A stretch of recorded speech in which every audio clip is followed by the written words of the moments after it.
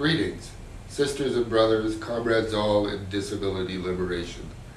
The founding Congress of Disabled Peoples International in 1981 in Singapore was a difficult and great enterprise.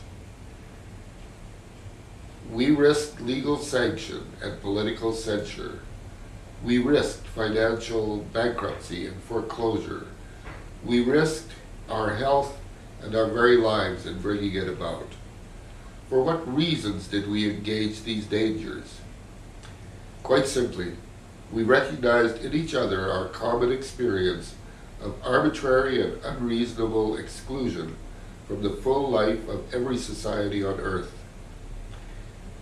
And we shared and nurtured the hope that the human species would be persuaded to forsake the definitions that had been constructed to confine and exclude us.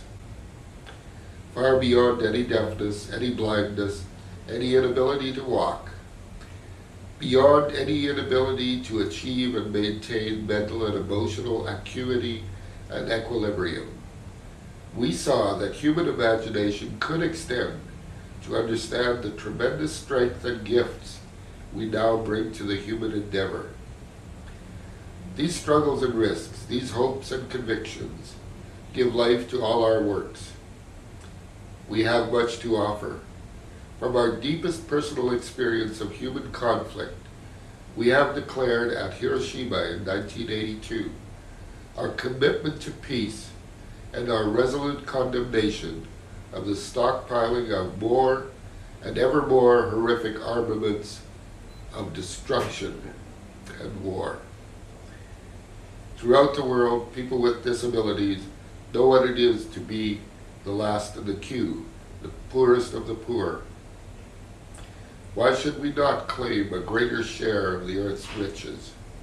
We are the canary in the mineshaft of the environment, and the first to experience how the human degradation of the earth, its atmosphere and waters, sickens, disables, parches, and starves the poor of the earth. The world needs to hear our voice in regard to the wasting of our mother, the earth. Every day in every nation, we hear of new technologies whereby people with disabilities like our own will no longer be born. Should we not speak of the importance of diversity in the human experience?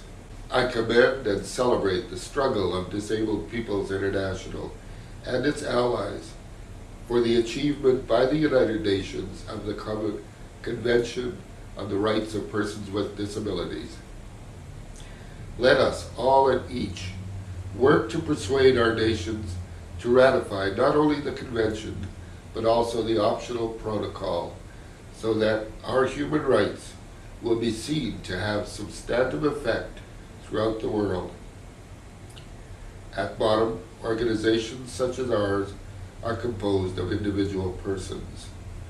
Let us ensure that women, Indigenous, and all peoples have a full share of the responsibilities and powers of our organization. I thank the Canadian government and its International Development Agency for its long-standing and continued support for Disabled Peoples International and its headquarters in Canada.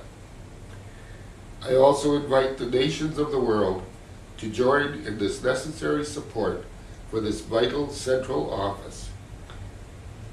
On behalf of the Council of Canadians with Disabilities, which had the privilege of being a founding organization, among others, of this great Disabled Peoples International, I thank you for the honor of addressing this Congress in Korea.